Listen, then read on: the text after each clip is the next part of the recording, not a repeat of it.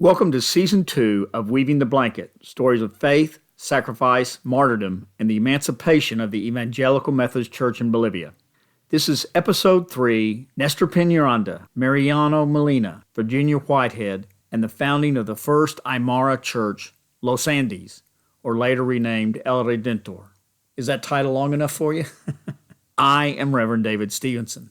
Last week we heard about the U.S. missionaries Frank and Bessie Beck, how they came to Bolivia in 1912 and served 2 terms in Bolivia as the director of the American Institute in Cochabamba and later the American Institute in La Paz. We also heard about God's call for Frank to use his second furlough to study medicine and return to Bolivia as someone the country truly needed the most, a medical doctor. We are leaving the Beck storyline while Frank is spending 5 years at the medical school in Northwestern University in Evanston, Illinois, and doing his internship to become a licensed doctor. The Becks will be rejoining this podcast broadcast in future episodes.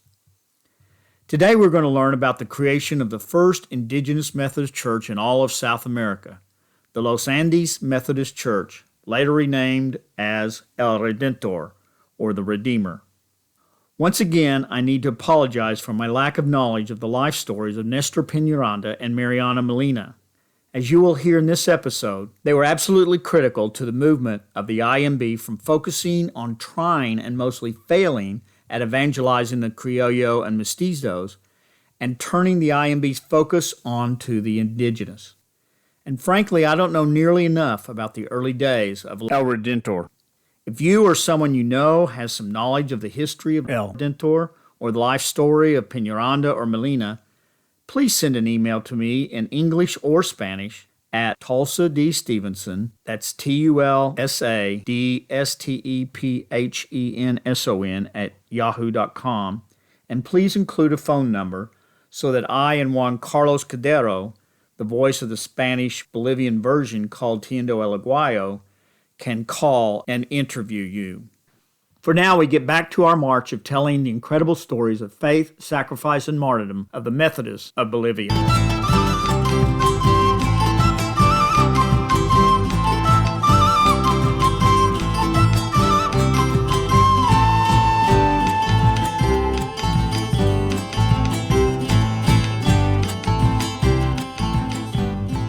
It is my theological position that God's will in the world does not always happen. Often God has a plan and initiates it. However, God gave humanity the right to choose to follow God or to not do it. That is why, for example, I will never believe that it is a loving God's will that a child be killed by a drunk driver. God, through television ads, general public education, and probably through his or her friends and family, had told the driver to not drink and drive. But they ignored these messages from God and drove drunk anyway, causing the death of the child. But it isn't just drunks who don't listen. The church, its pastors, and its members are often unwilling or unable to hear God's voice, especially when God is leading the church in a new direction. Church members, pastors, and church bureaucrats often oppose and block God's will for change. This is what happened when the church bureaucracy rejected James Wimberg and shut down the ministry to the Indigenous in Watahata in 1920. However, it is also my belief that when God has a plan and it's interrupted and blocked by those unable to hear His word, God comes up with a plan B, and if necessary, a plan C and a plan D, and as many different plans as necessary to bring God's will for the church and for the world. I believe that God was frustrated with the IEMB and its U.S. missionary leadership after they sent the missionary James Wimberg home because he was so successfully evangelizing the Indigenous. I told Wimberg's story in the last episode of Season 1. So God came up with Plan B, and interestingly, God used the very guy who blocked Plan A to inadvertently get Plan B started. Sometimes God makes me laugh. Like I said, I don't know what must be an incredible story of the founding of the Los Andes Church. I suspect primarily by Pastor Nestor Peñaranda and the school by Nestor and, I believe, Mariano Molina. I hope I or someone else will research and record the life stories of these two men before their stories are forever lost in the mist and fog of history. What I do know is the story of the U.S. missionary Virginia Whitehead and the supportive role she played in the development of the Los Andes La Redentor Church. So I will be telling her story.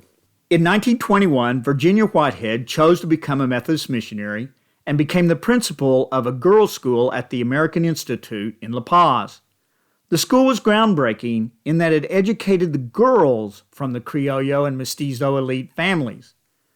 I wouldn't be surprised if the superintendent for Bolivia, U.S. missionary John Washburn, wasn't too happy to see his church educating girls.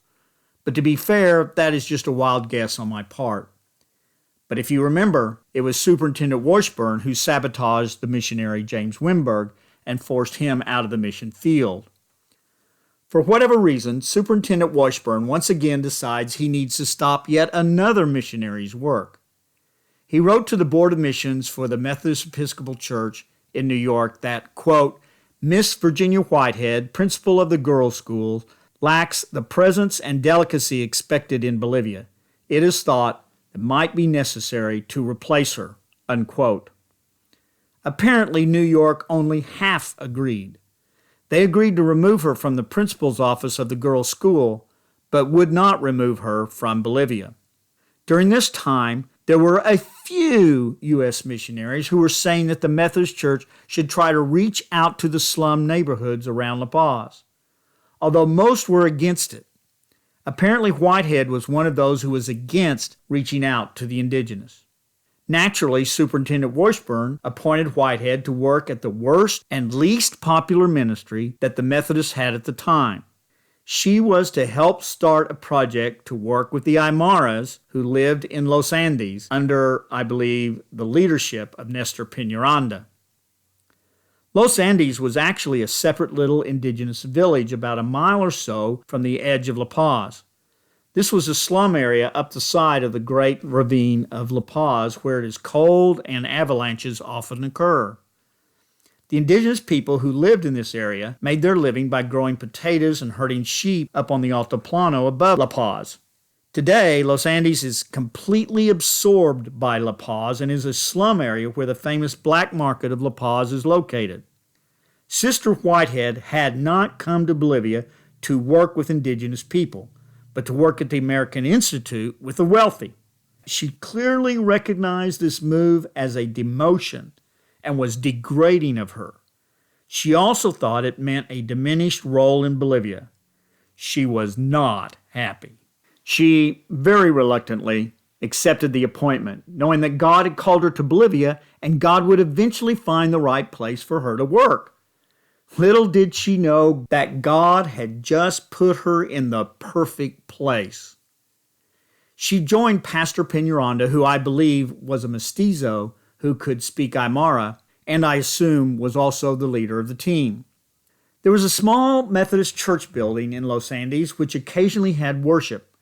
However, it wasn't a fully formed, recognized church, which was probably good. Remember, at this time, evangelizing the indigenous, while officially legal, was deeply opposed by the Roman Catholic Church and many in the government. This, of course, added to Virginia's concerns about this mission. Virginia and Pastor Peñaranda decided to open a school. Again, this was at best frowned upon by government authorities, and it was actually a dangerous thing to do. So they opened it as a night school, which would give it a lower profile in the Los Andes communities and draw less attention from the government. With transportation being what it was much easier for Whitehead to find a home to rent in Los Andes rather than commute to the missionary compound at the American Institute. By no longer living in the American compound and getting away from the other U.S. missionaries, Whitehead began to immerse herself in the indigenous culture and the Bolivian reality.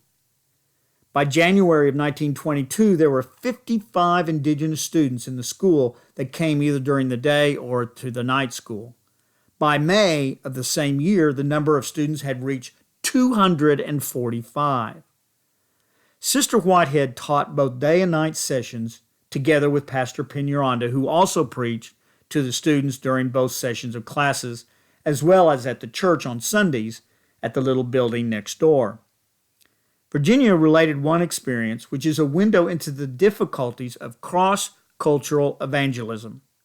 She once said, quote, "I am taking too much time bringing people to the church, because when the people hear the sounds of the pan flute and the drums coming into the church from the outside, everybody leaves," end quote.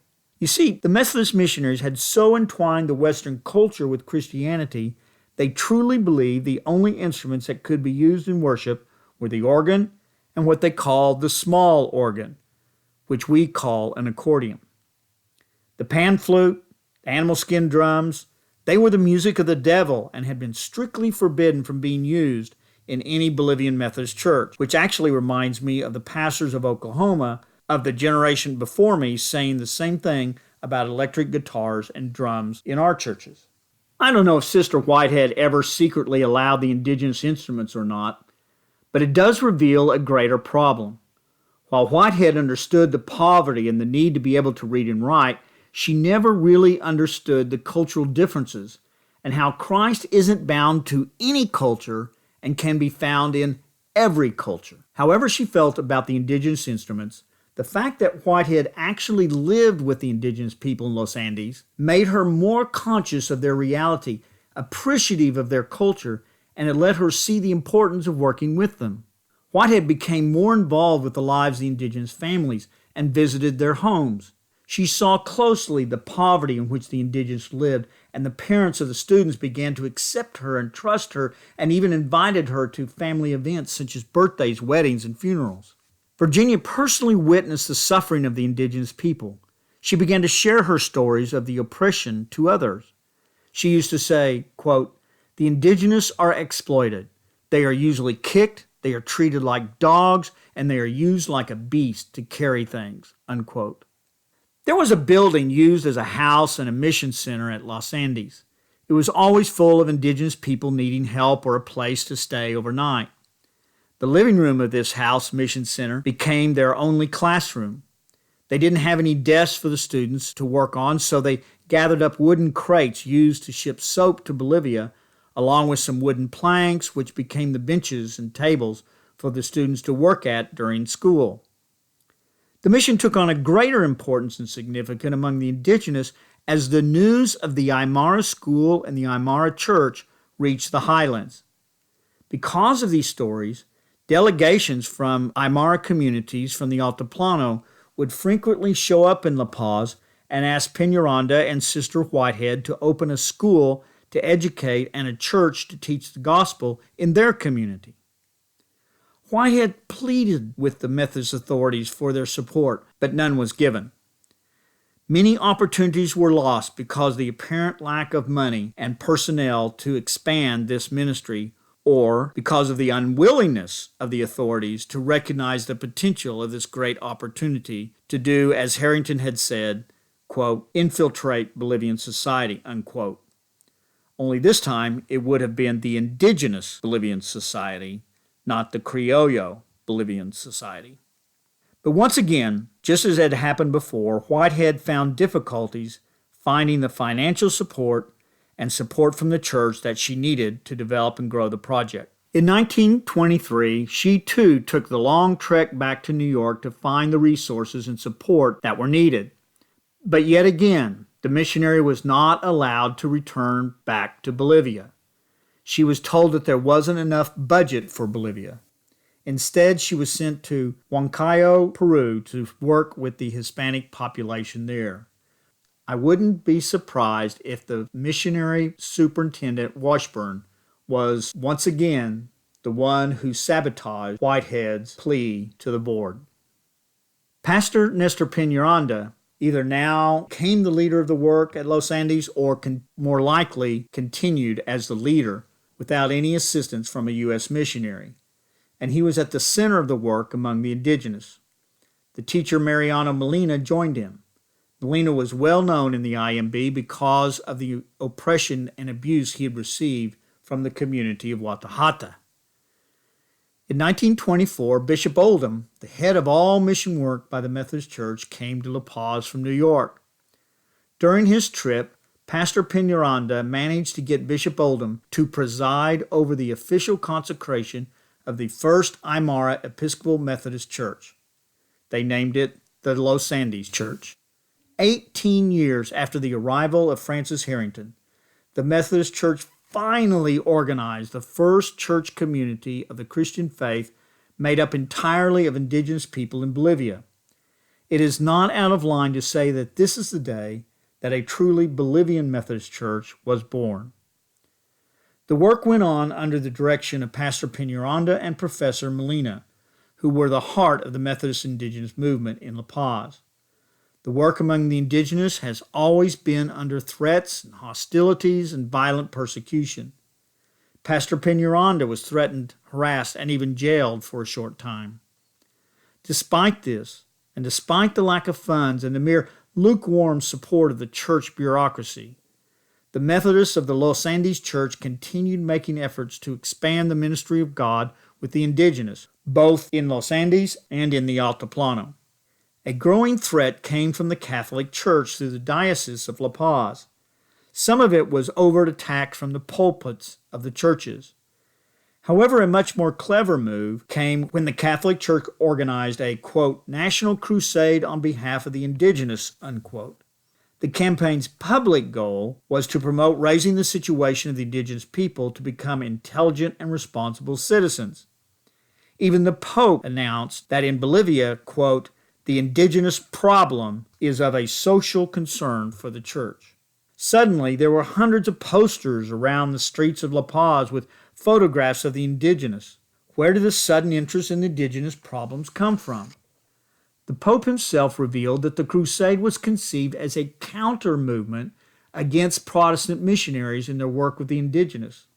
The government and the wealthy elite united in this crusade, which was filled with hypocrisy.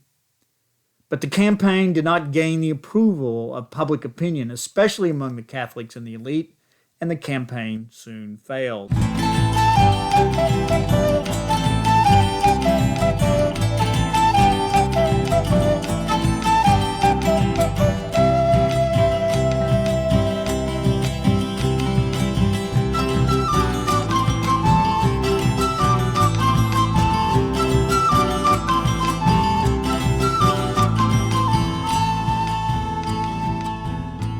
And here's what little I know about the early history of El Redentor.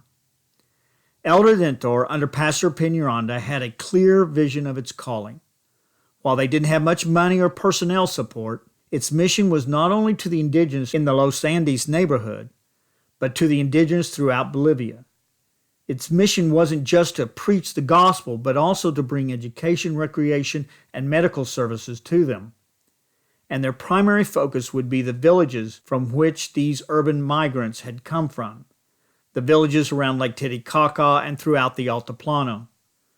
The school educated many of the teachers who in later years would teach in indigenous villages. So you can see why I'm so disappointed I know so little about this church. But I did want to give you what I have, and I hope that I will be able to add a bonus episode in the future, or 2 or 3 episodes, about this amazing church.